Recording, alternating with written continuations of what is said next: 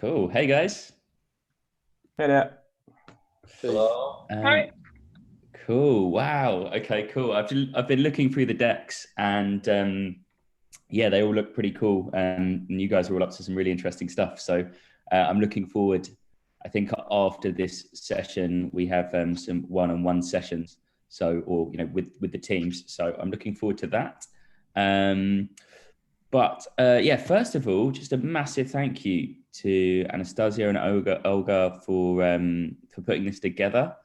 I can go into my background in a little bit, but before my current role, I have done many things, and one of them was organizing hackathons at one point, and they are really difficult to organize because everyone is everywhere. People drop out, some people come in, some people need help like this, some people need help like this. So I hope you are, I hope you all get a chance to say a big thank you to the guys for organizing, because yeah, it's really tough. So first of all, a massive thank you from me for being invited to speak. My name is Will. I have been working in and around startups, startup finance, and finance in general for about 14 years. And during that time, I have founded 4 businesses, none of them specifically targeting tech, but all of them building communities of entrepreneurs and innovators. And for the last two and a half years, I have been a venture partner at an organization called Zag. So there is a global advertising agency based in London, but with offices in 8 cities around the world. And it's called BBH, and it's a very famous in the advertising industry, very famous agency that focuses on how to make brands or products more desirable. And in sort of 2009, actually, it started. They created this organization called Zag as a way to build and create startups. And then about 3 years ago, we started investing in startups, investing both cash, so seed capital, and also our creative expertise. In fact, I've probably got a quick deck I can show you. Yeah, here we go. So just very briefly about Zag. The advertising agency was founded in 1982, but essentially we look for entrepreneurs where we can partner with them to make them successful, and we invest through cash and investing our advertising services. So we've actually, this is an old deck, we've actually got 30 investments now. The portfolio value is about 210 million, so it's going quite well. But I just wanted to show you sort of the kind of work that we do. So we worked with Yamaha Music, the world's largest music retailer, and we created all their brand. And we worked with Volvo to help them sell their cars online. So this was about designing digital products. Now 80% of Volvo's sales use a product that we created. We worked with Facebook to launch their very first non-Facebook branded product called Workplace, which is their sort of enterprise solution. And then there's a newspaper called The Guardian in the UK that was struggling to monetize, and we helped them come up with a way to create a membership model. And the reason I mention this is basically my job on a daily basis is to find startups, help them understand their point of difference, so what makes them different, help them create a narrative that will raise investment, and then working with my colleagues who are exceptional designers and marketeers, we then help them succeed by investing the sort of global world-class standard of marketing and advertising into the startups. Yeah, so let me just stop sharing this. But today I've been asked to I've been asked to give a short lecture, just with some sort of basic startup theory and just some of the things that I guess that I find myself sort of when I work with startups sharing information with. So here we go. Brilliant. Okay, cool, great. And during this session, I will try and so we've got just under an hour. So I'll try and feel free to ask questions throughout. I'm trying to see if I can see the chat box here. But yeah, feel free to ask questions throughout. But I'll also save some time at the end so that we, you guys can ask any questions that you have. Let's see if this works. There we go. Perfect. So in this talk, we're just going to talk a little bit about the Startup 101. I'm going to skip the first chapter, but we're going to start about Startup 101. And then we're going to talk about using a mission as a way to define what you're doing. And then I'm just going to talk a little bit about what you need to do to land investment. The real process of landing investment could take 3 to 6 months, and something it takes years to learn. But it doesn't mean that you can't, get lucky or do it straight away. But I'm going to just try and give you some background information about how to raise some investment. So let's start off with the Startup 101 and sort of how we should be thinking as a startup. And I think I began my career as an entrepreneur, but my first sort of grown-up job was that I worked in finance. I actually started working in banking just as the world was collapsing during the financial crisis in 2009. And one of the things during that time is that we were dealing with these massive businesses that could not afford to pay their debts, and they were effectively collapsing. And my job was to go in and help them turn their business around to profitability, because if they collapsed, then the bank would lose its money, and the bank was one of these banks that was bailed out by the taxpayer. So it meant that the people or the shareholders and the people of the United Kingdom would basically lose their money. So my job was to save businesses. And when you went into these businesses, a lot of them had what's called sort of the traditional business doctrine, which was all about you set a budget, you sell your product, and it was this you build a business plan, you create huge strategy documents that are this thick, you have 49 meetings in a week to embed the strategy, and it was just really boring. The job was really fun. But when you have these big businesses, they invest a lot in detail. But there was this Italian mathematician called Pareto, and he came up with this concept called the 80-20 principle. And this is a very familiar principle to a lot of entrepreneurs. And the whole idea is that you see this relationship between 20% and 80% in business a lot. So traditionally, 80% of your income will come from 20% of your customer base.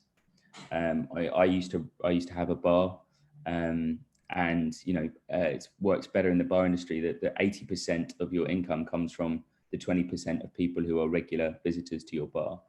There's a sort of I don't know whether he's a thought leader, but a guy called Tim Ferriss who champions this. And he says it takes 20% of the time to get from 0 to 80% of learning something than it does to get to 100%.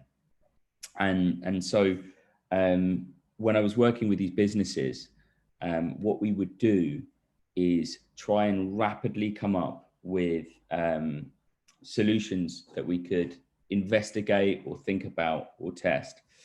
And eventually I realized that I was in the wrong industry, that I shouldn't be working with big businesses. I should be working with businesses where it's all about changing until you get the right idea. And then it's all about testing as you grow up, as you grow that business. And I never really had any formal education in this area, but in 2015, I became head of strategy and COO of a co-working business. So quite similar to WeWork, or a large co-working business. And immediately I found myself in a community of 250 startups that we had to help grow. And I started to realize that the failings of these large organizations that move slow, with this sort of ridiculous attention to writing so many documents that you fall asleep in meetings, is actually the wrong way, in my opinion, to go about things. And I'm sure you're all familiar with some of the success stories from Silicon Valley and from the West Coast of the US, but they really created this business doctrine, or this way of doing things, that is an efficient way to spend your time when you don't have much resource.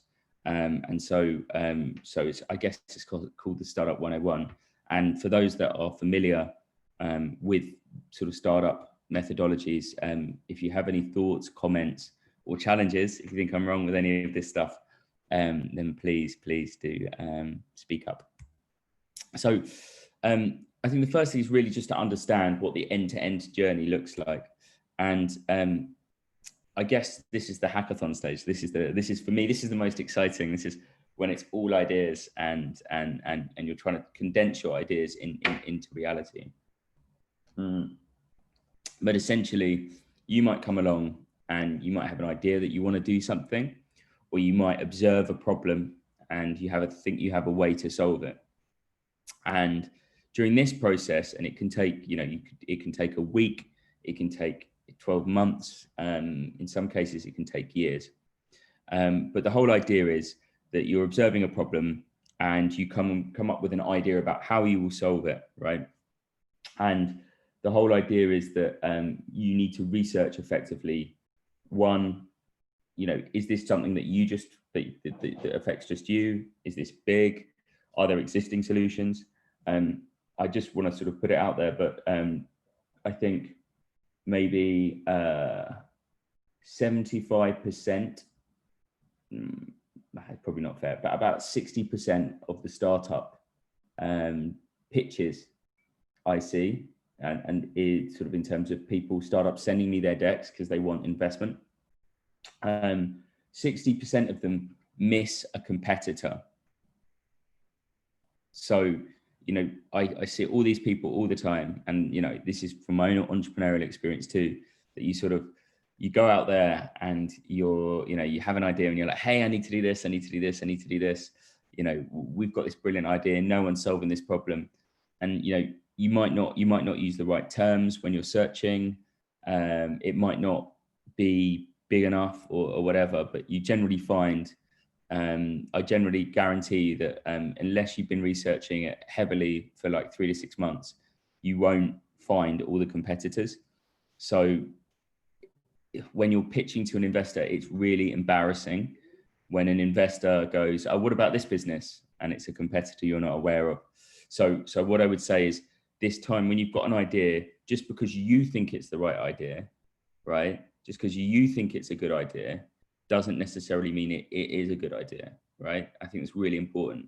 I'm really supportive and I love people who have ideas and I love where they take them, but there is a hard work translating that idea into something that is actually needed. And that means look at the competition, right? Look at the competition, see what they're doing, see what they're not doing, right? Speak to the people you're trying to help. And the good thing about entrepreneurs is entrepreneurs generally solve problems that they experience themselves. So that way you are effectively the customers you're trying to help, which gives you an advantage versus someone who's trying to solve a problem for people they're not trying to help. But at the same time, it's really important that you understand what is the customer insight. You see this a lot in particularly US venture capitalists. They use this term before. It's like, what is the consumer insight that you're trying to appeal to here? And so I cannot stress more than anything how much over the next 48 hours or 72 hours, how important it is to make sure that what you're doing, you know what you're doing versus the competition. There's a really, in fact, the word zag, where zag comes from, is because the first advertising campaign that BBH did when they just started was for Levi's jeans, and Levi's had just released black jeans. This was 1982, and at the time, black jeans were not necessarily that common. They did exist, but they weren't popular. And the campaign poster they had was a field of white sheep, all looking one way, and then just one black sheep amongst it looking the other way. And the caption at the bottom said, when the world zigs, zag. And the whole idea was that the whole ideology that the organization was founded upon was find the one thing that you do that no one else does for the people you're trying to help, and go back to that. And it was really, really, really good. And so I think at this stage, with the idea stage, be really clear. The other thing is you've got to be really specific. And this is something that a lot of startups fail. I'm trying to think of one that I saw the other day was a fashion marketplace, a sustainable fashion marketplace, right? Now, if I want to create an e-commerce site where sustainable fashion brands can list their products, right, and sell them to people, I'm competing with Zalando, ASOS, Amazon. It doesn't really matter. Like, there are thousands, Boohoo. I'm not quite sure about which ones you guys use in Ukraine, but the whole idea is that there are millions of fashion retailers. So, my advice to them is, well, if you're going to compete with those guys, these guys will probably spend $100 acquiring a customer, and they'll probably make that money back in 12 months. So my question to you is, have you got $100 million to acquire your first million customers? And so unsurprisingly, the answer was no. And so in that example, it's like, well, what can you do that no one else has in that situation?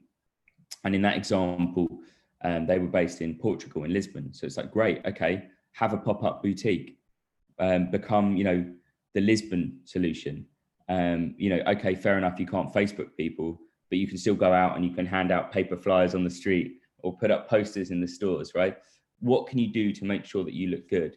There's a very good book called The Art of Profitability, which talks about profit models. And one of them is the Starbucks profit model, which is known as the billboard profit model. And that's basically where Starbucks were the first chain to open more than one store in a city. And the whole idea is, before, business logic was, well, I have one Starbucks in a city, so I should open a Starbucks in another city because then I have a bigger market size because I'm addressing twice as many customers. And what Starbucks did is actually said, no, let's open as many as we can in one city, because every time we do that, we reduce our HR costs, we reduce our staffing base per store, we can start to save money on ordering, our logistics costs are less, but more importantly, everyone sees Starbucks everywhere. And that's basically the insight that generated. So if you are starting, particularly in a competitive market, fashion is a very competitive market, and I've seen at least a couple of decks that are moving into this space. You've really got to find out what it is about you that's different, right? And if it's about the quality of your design, then you need to build a community and show that people really engage with that design, or it enables you to do something. So this idea stage, it's about sort of coming up with the solution to the problem, testing what the consumer need is, and hopefully emerging with some sort of prototype or MVP that says, MVP, so minimum viable product. So what some type of working prototype or a minimum viable product that so at the end of this phase, you can say, I observed this problem. And having observed this problem, I've come up with this idea of a solution. I have a prototype version of this solution, which I tested on a small group of customers, and we got this output. And so at the end of that sort of phase, you have something that is at the stage where you're ready to sort of test it in full. And so the second phase of the startup life cycle is this MVP phase. And I'm sure you guys are probably in either one or two. If you're beyond, great. We can talk when we have one-on-one sessions about what's next. But at this point, you've got your prototype. You've shown that some people would like to interact with it. And now it's about testing. It's about understanding. So at this point, you've shown that you've got the problem. You've shown that you've got a solution. Now you need to validate that the solution works. So you need to test, is this something that only works on people over the age of 60? Is this something that's only good for males between the ages of 10 and 15? Is this something that only works in Odessa?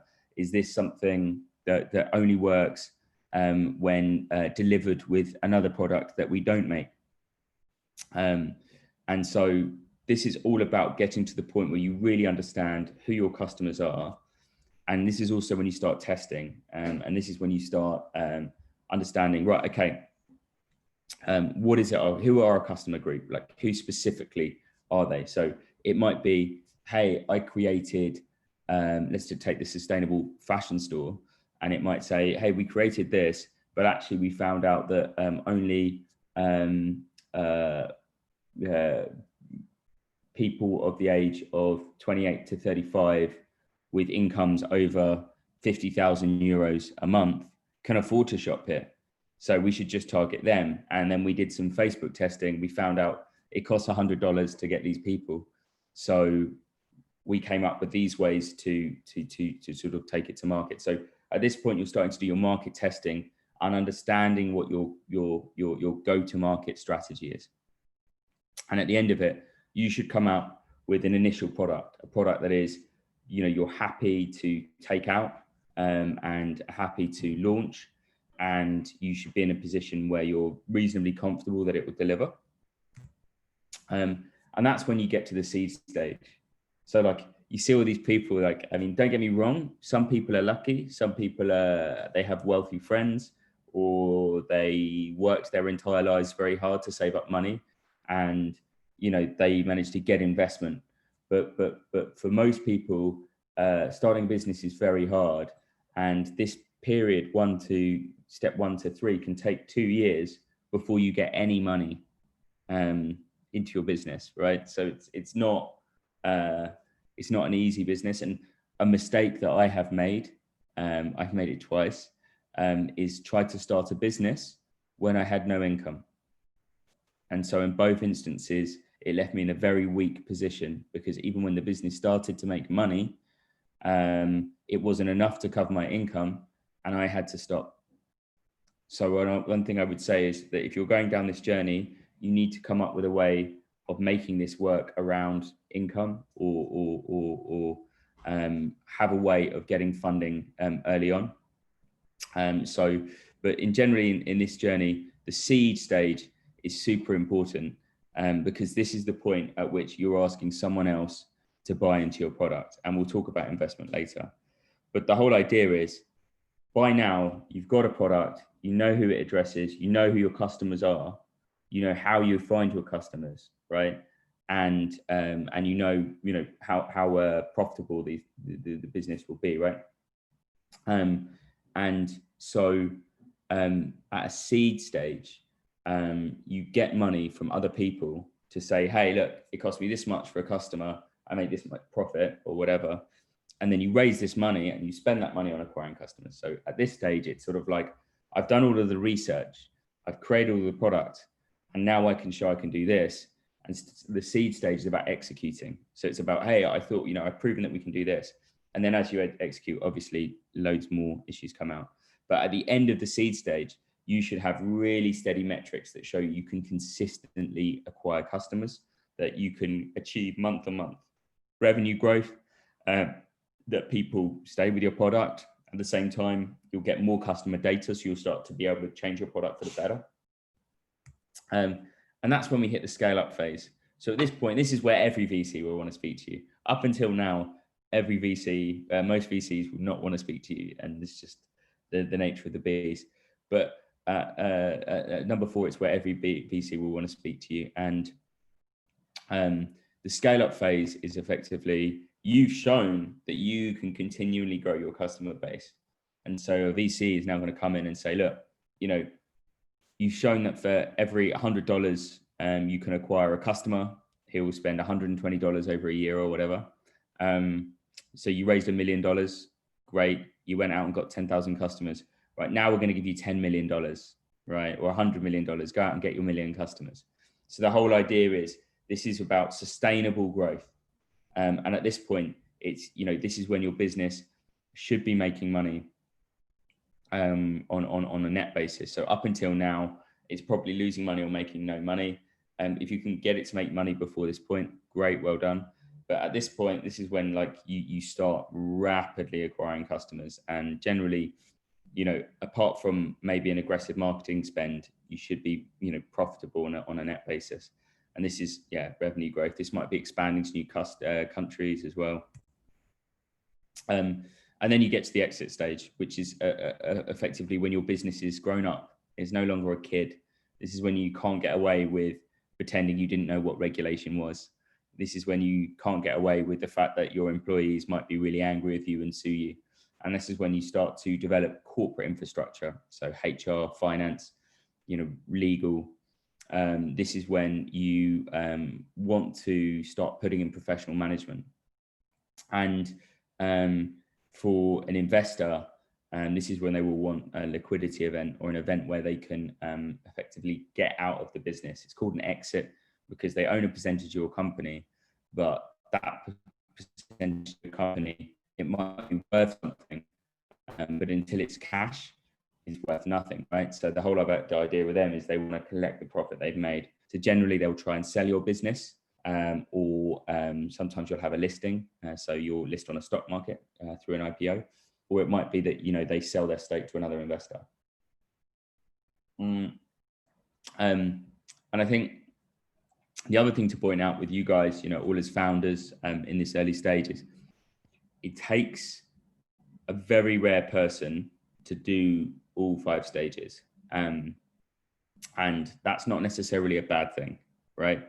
But the kind of person that takes the product from 0 to seed stage, so someone who's really good at creating something out of nothing, is a different kind of person who knows how to take something from a seed stage, scale it up to the point where you can actually get it to a growth stage. So it takes one type of person to come up with an idea that works, that shows some traction. It takes a different type of person to know how to grow a business and build demand for a product and really react to that customer insight. And then it takes a different person to run a mature corporate organization. So that doesn't necessarily mean that if you're not all 3, you can't succeed. You know, generally you might be a founder that steps back and lets another founder in. But it's very common, and if you look at what happens in Silicon Valley, it's very common that VCs will basically sack management. You know, a really good example is Steve Jobs. You know, he founded Apple and he was sacked. He was fired, and you know, he came back later on. But just to give you an idea that it does happen. So, and I think this is specifically important, if you can do this over the next few months as founders. But in the early stage, what you really want to do is prove the unit economics. And what I mean by that is, if the customer need is here, right? It costs, you know, customer has a problem, and you know, I'm a customer, I want to shop sustainably for fashion, but I can't find a space. I'm willing to pay 10 euros extra per good or per item of clothing in order to consume sustainably, but I can't find somewhere to go. and then you create a website for that fashion e-commerce, and you do it at, say, an €8 level, so that customer is like, wow, I was prepared to pay this much, but you're making an extra €8 on every product because it's sustainable, right? So that's what we mean by unit economics, which is break the product down into its simplest, right? A lot of people think early on, it's really sad, we've only got 10 customers. 10 customers are great. Well done. You managed to get 10 whole customers. Get in. That's great.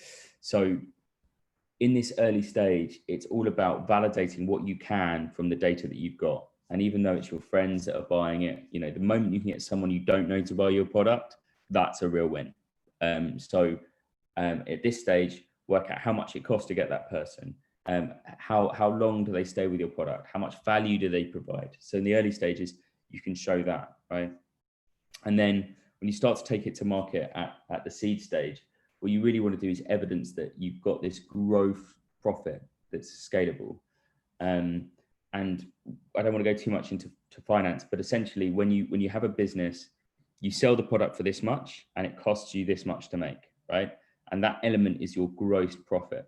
So you have your gross income or your revenue, and you have your gross costs or your costs of sale, which is per unit. So if I'm selling a bicycle, my gross costs are how much I buy the bicycle for, and my gross income is how much I sell the bike for, and my gross profit is how much I sell it less how much I paid for it, and that's your gross profit.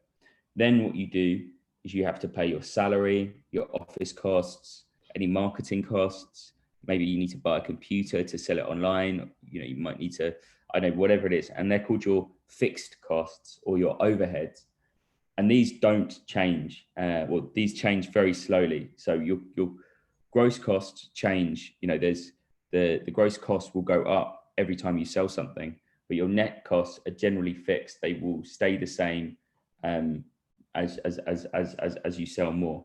So when we say evidence scalability or gross profit, what we mean is that you need to evidence that your product is something that can make money on a per unit, right? And if you can show that it makes money on a per unit, but all your office costs and overhead mean you still make a loss, all that means is that if we put enough money into the business, you can sell enough, which means you can make enough gross profit so that you can completely overtake those overheads. So when you're at the seed stage, it's all about showing, look, okay, yeah, we lost money, right? We lost money and we sold 10 units. But if we sell 1,000 units, we make a shed load of money. So gross profit is really important for that second point. On the third point, it's all about, this is the scaling, you break even, make money, sustain growth. It depends on what your growth agenda is. Some companies like to lose money in order to build market share. A really good example is Amazon, that was not profitable for 20 years, I think. Because they knew that they had to keep on building their market position. But generally, most businesses, you want to show that you're making money, because if you're making money, it makes you very investable, and it means you don't need to raise investment, which means that if you don't need to raise investment, it will be easier to raise investment because you don't have external pressure on your business. So at this point, you need to show that your business is making money on a net basis. So not just gross costs, but actually all your costs are covered. And you also need to show that you can keep on growing. You generally find businesses that use digital ads like Facebook and Google, they go like this, and then at some point they start to plateau. And that's because there are only so many people that want to buy their product that use Google and Facebook, right? Or that you consume on Google and Facebook. And that's when you have to find other ways to acquire customers. So it's all about sustaining growth. Like, how can you keep that growth going? And then when you're a mature business, all about launching new products. It's about entering new markets. It's about capitalizing your business with more debt as opposed to equity. That's less important today. How are we doing for time? Sorry. Okay, cool, great. So I think sort of another thing to sort of point out, and I think one thing that sort of keeps you focused during this time is a mission. And I think if there's something you can spend the next 48 hours on, or 72 hours, it really is understanding, thinking in your mind how it is that you're going to communicate what it is you're doing. So don't get me wrong, hackathons are brilliant because you can build products and you can really start to pull things together. But also remember that if a hackathon is anything, a hackathon is almost like a pitch competition, right? Like, you know, you're going through to actually pitching. And then when you are pitching, the easiest way to successfully pitch is to tell a story that people can identify with. And so as well as doing this, you've also got the fact that this time is your way to work out with your co-founders what exactly it is that we want to achieve here. And you know, this can often be called mission or mission-led businesses. And so that's what we're going to cover. There we go. So when you're a founder, particularly on early stage businesses, you need to focus on some clear sort of, you have a, you know, a focus. And there's this brilliant thing where Warren Buffett and Bill Gates were getting interviewed on stage, and someone said to them, what's the single greatest quality that's contributed to your success? And they both just had a little think and came back straight away, and they said focus. So when you're a founder, you need to be really clear about the problem you're solving. You need to be really clear, because you haven't got time to investigate 100 problems, because there are only 2 or 3 of you if you're lucky, right? So clearly define the problem. You then got to validate your hypothesis. And by that we mean that if you think there's a problem, test it. Make sure it's, you know, don't build a solution for people that don't need it. And I've seen this very commonly, particularly with techies. No offense, like tech product people are amazing, but a lot of people, when you're technical, you can create things because you think it's going to be a great idea. And don't get me wrong, it might be an incredible feature, but if it doesn't solve a problem for someone, then it can't be a business. That doesn't mean that there isn't value in doing it. You definitely should. It's just don't think it's going to be a business. And then the final thing is keep it lean. Don't waste time on things because you haven't got resources. You will run out of energy before you get a chance to see your idea work. So that means that you need to have a clear objective, you need to understand feedback, and you need to stay focused. Keeping it lean is all about staying focused, right? And an easy way to stay focused is to have a really clear mission, be really clear. And we can frame all of these within the idea of having a mission. So there we go. Oh dear. So there's a very famous Stoic philosopher called Seneca, and he once said that if you don't know to which port you're sailing, no wind is favorable. In other words, if you don't know where you're going, you don't know what's good or bad for your business, right? So there are many ways to solve a problem, but a mission is all about direction. A really good example is Jeff Bezos. You know, he was just tenacious, and when he does things, he basically says that we're stubborn on vision. When we know what we want to do, I think I saw some documentary about him yesterday, a couple of days ago, where someone who knew him well said that, you know, he's absolutely tenacious. He's not a tyrant. He's tenacious in that once he sets his mind to something, he only stops if he won't stop until it either happens or he's proved wrong. And so this is one of the things with him, which is that he said about Amazon: we're stubborn on vision, we're flexible on details, but we don't give up on things easily. And I think that's really, really well put in that if you have a mission, just because your product doesn't work, it doesn't matter, because you know that it's just a case of switching your product or changing a new product or whatever, because the objective isn't the product, it's the mission. So what do we mean? When we say mission, it's your why, it's your raison d'etre. There's a brilliant YouTube TED talk actually from this guy, Simon Sinek. I think it's now in the top 10 TED talks of all time, which is amazing because it's a pretty poor quality video. And basically in this talk, Simon Sinek points out the differences between businesses that are hugely successful and businesses that really fail to break through. And the mission is the clear thing.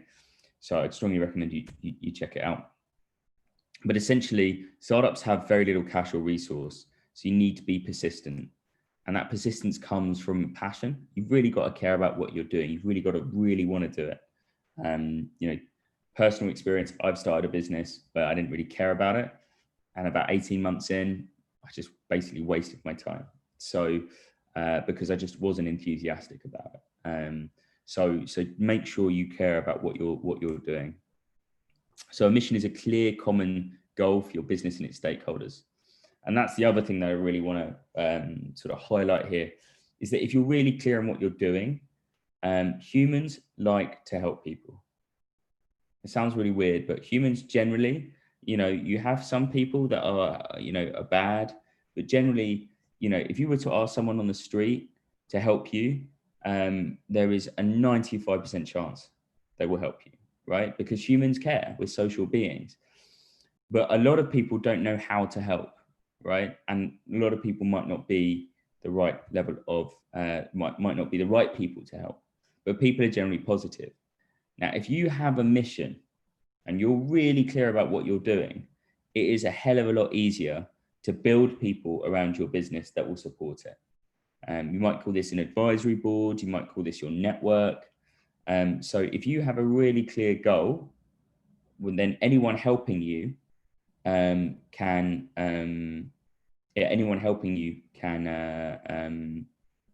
engage with that mission, and they know how they can help.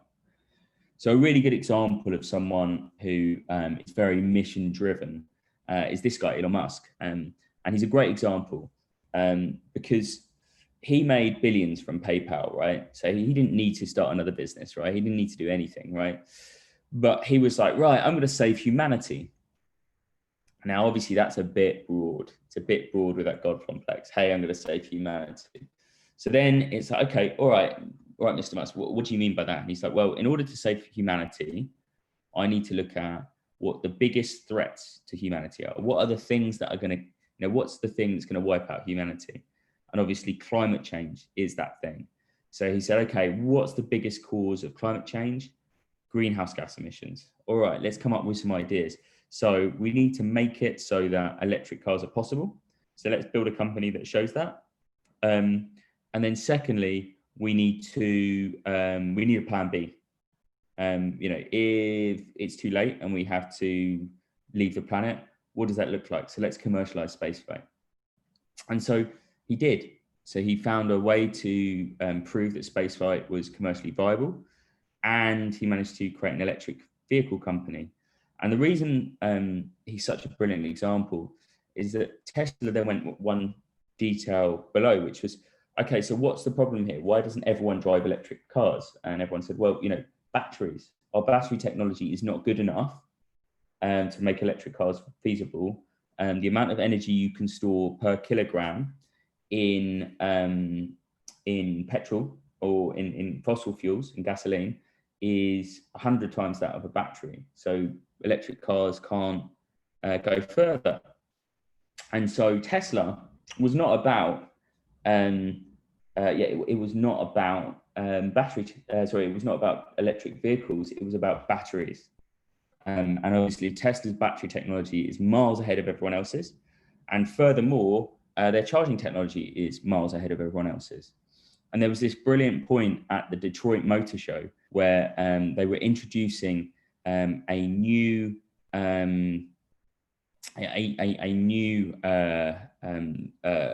upgrade for Tesla, in which if you downloaded this update, the Tesla suspension would go up and down depending on how bumpy the road was, and improve the speed and the fuel efficiency of the car. And someone in the audience put their hand up and said, sorry, excuse me, what I don't get it, is Tesla a tech company or is it a car company? Which is it? And the CTO turned around and said, we're neither of those things. We're an energy storage company.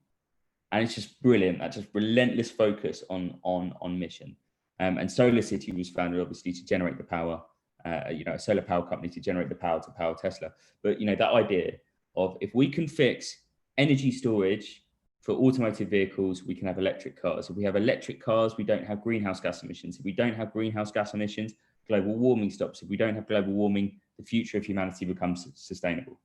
And that's a perfect allocation of a logic chain. I just want to skip through this example, but it's my friend's business who they were doing very well, and they used a mission to keep them focused. So they were doing okay. They had a business that was doing okay. It was making some money, but they got really bored because they were running this business. And what happened is they ended up changing their entire business model overnight. Effectively, they wanted to make adventure travel exciting.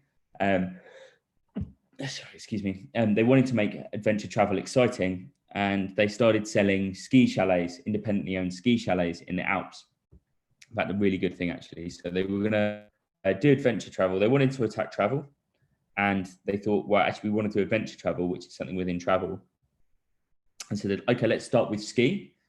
And then they started, okay, right, we want to make adventure travel cool and accessible. Okay, let's start with one aspect. Okay, skiing. Let's start with one location. Okay, the Alps. And by having that focus, they were able to create the #1 seller of independent ski chalets in the Alps, and it became, a successful business. And then they moved to cycling, so they moved to another. But this is a great story: is that they wanted to make adventure travel exciting. So if you look, they had their ski chalet business, but they actually just wanted to do straight up adventures, and then they launched Much Better Adventures as their adventure holiday, and they do this sustainably, and they have their mission, which I don't want to go too much into it, but the point is that mission kept them focused, and also helped their team stay together during hard times. And they built an ecosystem around people that wanted to help them, just people who wanted them to be successful. Their community were huge contributors, and then in 2017 they were running out of cash, and they wanted to raise money, but they didn't have much time. It was quite a lot. It was 750, about $1 million. And actually raised about $1.5 million in 8 weeks, with very little effort, because they had such an engaged community. So when you're looking to form your mission, it should be a group exercise. Just because I want to do it doesn't mean that you share the same reasons. So it should be something that you can get it together. If you're a solo founder, maybe start speaking to some people just to help them bounce ideas off. Another thing is, this guy, Dr. Carlos Saba, said, if you're the liquid in the bottle, you can't read the label. And the whole idea being that just because you think you know what it is, doesn't mean you're able to express it. So get someone to moderate if you can, or get someone to sort of act as a fly on the wall and just collect what everyone's saying and make sure everyone gets a chance to speak. So write down some goals, try to clearly define what you're doing, like why you do this. Take time to share your motivations with your co-founders. You've really got to understand what other people are doing, because as the business changes, it might not deliver for what your co-founders want or for what you want, and you might have to leave. It might be, build a digital product, but some of these will relate to why this specific problem. So try and find those and align with your co-founders. You could be broad with your mission, but you need to have an immediate way. You need to have that immediate short-term goal. So, with Elon Musk, saving humanity from climate change is a great idea, but if you don't have a way to do it, you're not really helping anybody. Your mission needs to translate into common language. So your mission can be for you. You can keep that internally, but it should be able to translate in a way that you can explain it to your employees, your customers, and investors. So everyone knows what direction you're going in, and they get why they can, or how they can help you. You don't necessarily have to share it with the world, but it should be reflected in how you conduct yourself and what you do. And it can evolve. It can change over time. Your mission is your North Star, right? It's your guiding principle. So it matters to you, but at the same time, it might not matter to other people. So often when I'm, as an investor, I want to see a mission because I want to understand the connection between the founders and the problem they're trying to solve, so that if I give them money, they won't just give up. But at the same time, as an investor, I don't just want you to come to me with some story about how you're going to fix the planet. I want to see how that translates into something that can make money. So, at the same time, I want to understand why you are committed to your problem, but I also want to see how that translates into making money. I'm not going to go too much into this. We're just going to whistle stop, but here we go.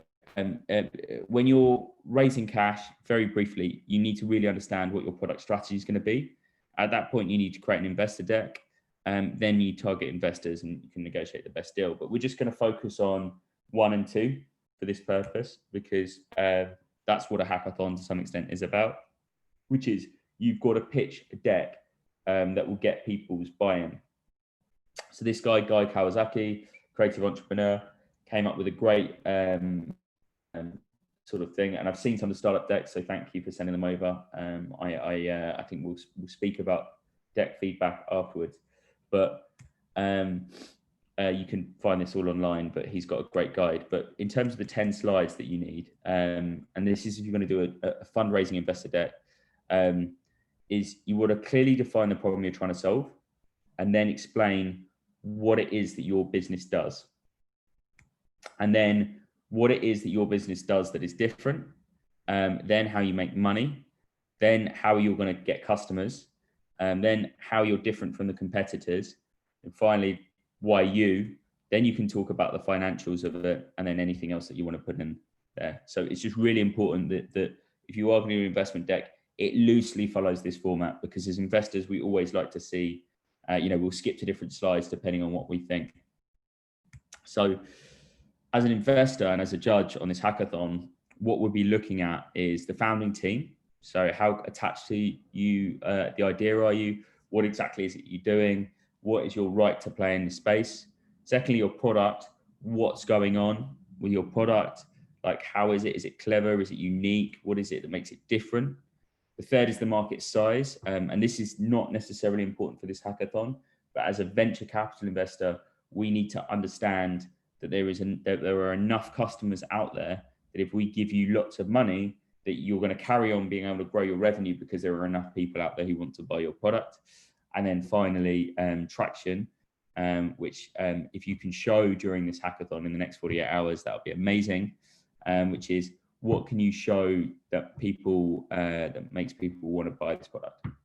And if it's B2C, that's how easy are you acquiring customers? What's your customer acquisition cost? How, is it a subscription model? If it's B2B, how strong is your pipeline? Have you got any letters of intent from corporate customers, etc.?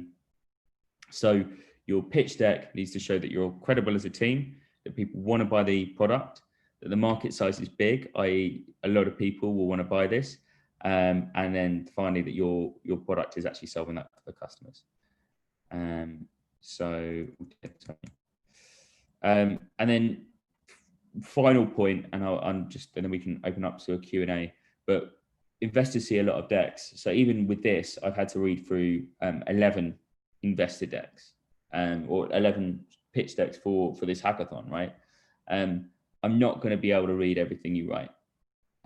So it needs to be readable in under 2 minutes. So I know you think it might be a great idea putting, describing everything in a paragraph. And I agree with you, it's great when you can really do that. But as an investor, when I see more than even one sentence in a deck, I just read the first 3 words and skip. So there's a little, it's really important that you make it very light on information, right? The objective of an investor deck is never to land investment.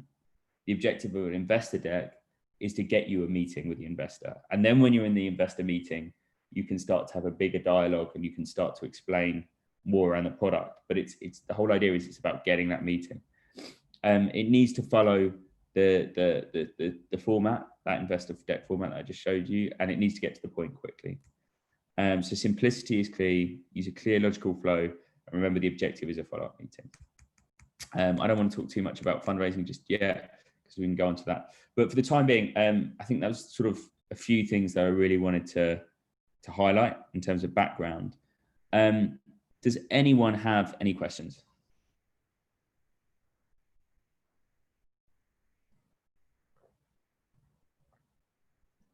Brilliant, quiet time, Perfect. All right, brilliant. Well, I know that I'm going to be. Oh, hang on. Here we go. Okay, cool. I have to admit my Ukrainian's a bit weak, so I don't know many of the comments in the chat. But in terms of the deck, yeah, I'll see what I can do. I'll see if I can condense it and send it around. Anastasia, do we have Chuck? Yeah, is he dialing in? No, he's not here yet. Okay, brilliant. Okay, great. Well, and yeah. Oh, yeah. So we got a question. Oh, about brilliant! page That's numbers. great. I mean, should decks include? I mean, yeah, they may be, but it's not necessarily important. The design of a deck is secondary to its content. So it's helpful if you can say, hey, like, let's check page number 5, and I can flick through it. But I'm purely digital. I don't use paper. So I'm always looking at a deck on a screen. And as a result, every page is numbered by the computer. So it's less important. But, and that format that we talked about, in fact, I'll see if I can send a link to it. But that deck format that we spoke about, it can be up to 20 slides. So don't feel like you have to like really cut it down. But it's more common that I see decks that are too long than decks that are too short. If that makes sense.